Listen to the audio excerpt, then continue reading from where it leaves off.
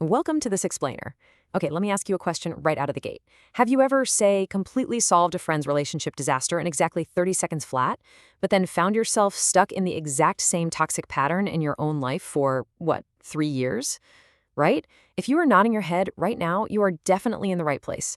Today, we're diving into an absolutely fascinating cognitive blind spot that affects, well, all of us. You're going to learn exactly why you can be an absolute genius at fixing everyone else's life, but kind of clueless about your own. 30 seconds for them, 3 years for you. It's wild.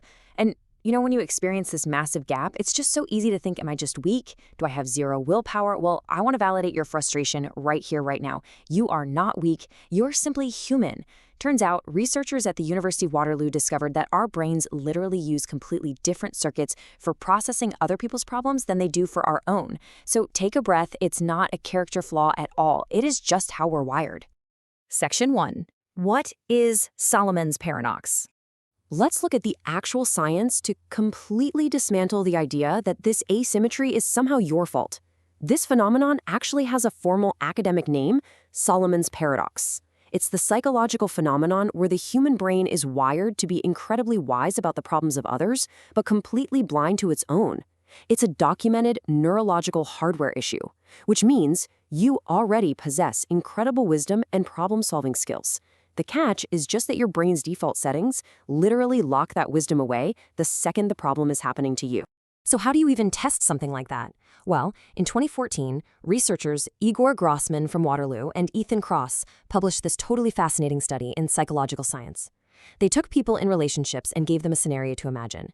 Either their own partner was cheating on them or their best friend's partner was cheating. Exact same scenario, just happening to different people. Then they measured their wise reasoning, things like considering multiple perspectives, recognizing the limits of their own knowledge, and imagining different futures. When it was the friend's relationship on the line, the answer was crystal clear. Obviously leave. This is destroying you. But when it was their own relationship, the reasoning totally shifted to, well, sometimes they're sweet. Maybe if I just try a little harder.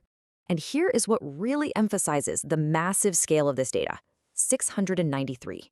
Across 3 separate experiments with a total of 693 participants, people displayed significantly wiser reasoning about another person's problem compared to their own. And listen, we aren't just talking about a slight difference here. They were way wiser for their friends, every single time. It was the exact same problem, but it provoked a completely different brain response. Section 2, your brain's 2 modes.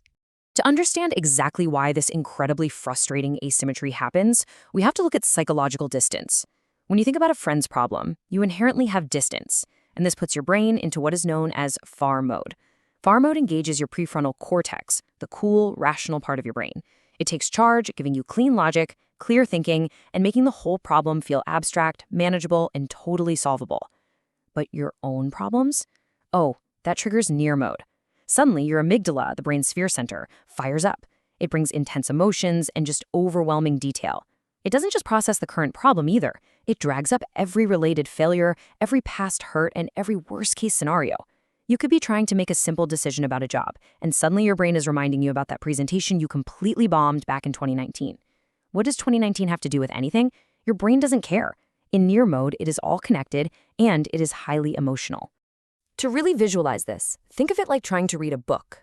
Near mode is like trying to read with your nose pressed tightly against the page. You're just way too close. All you can see are confusing individual letters. Far mode, on the other hand, is like holding that exact same book at arm's length. Suddenly you have psychological distance. You can clearly see the words, the sentences, and the whole meaning. It is the exact same book, but that distance creates a completely different experience. Section 3, the third person hack. So the big question, how do we actually fix this? Well, the researchers found that when they instructed individuals to self-distance, that massive asymmetry in wisdom practically vanished. There's this ridiculously simple science-backed linguistic switch that bypasses all that brain friction entirely. 1 second. That is literally all it takes. A 2017 study published in Scientific Reports actually scanned people's brains using fMRI and ERPs while they used different types of self-talk. And they found that using third-person self-talk reduced emotional reactivity within the very first second of viewing aversive images. 1 second. And here's the truly wild part. It did this without enhancing cognitive control markers. Meaning, your brain doesn't actually have to work any harder. You aren't forcing yourself to calm down. Your emotional reaction simply drops instantly. Now, what's really interesting is what's actually happening in the brain during that 1 second. Brain scans showed that participants displayed way less activity in the medial prefrontal cortex. Now, this region is your self-referential processing center. It's heavily associated with rumination and painful emotional experiences. It's essentially the brain's me circuit. So by simply shifting how you talk to yourself, you are literally bypassing the neural circuits that make everything feel so personal, painful, and stuck. You gain direct access to those exact same neural pathways you use when you're brilliantly solving your best friend's problems. I know, you might be thinking this sounds a little weird, but high performers do this all the time. Just look at this quote from LeBron James. LeBron needs to be aggressive tonight. Historical figures like Julius Caesar did this too. They didn't say, I need to do this. They used their own names. By using third-person self-talk, they're utilizing a literal neuroscience hack that instantly creates that necessary psychological distance we were just talking about. Section 4, age doesn't fix it. Now, you might be wondering, surely getting older and wiser naturally fixes this blind spot over time, right? Let's briefly bust that myth. Igor Grossman actually tested this too. He looked at younger adults aged 20 to 40 and older adults aged 60 to 80. And the effects? Entirely comparable. There was absolutely zero difference. Your 60-year-old self is going to be just as bad at taking their own advice as your 20-year-old self. Time and life experience simply do not cure Solomon's paradox. But hey, the good news? The linguistic hack we just discussed works brilliantly at any age.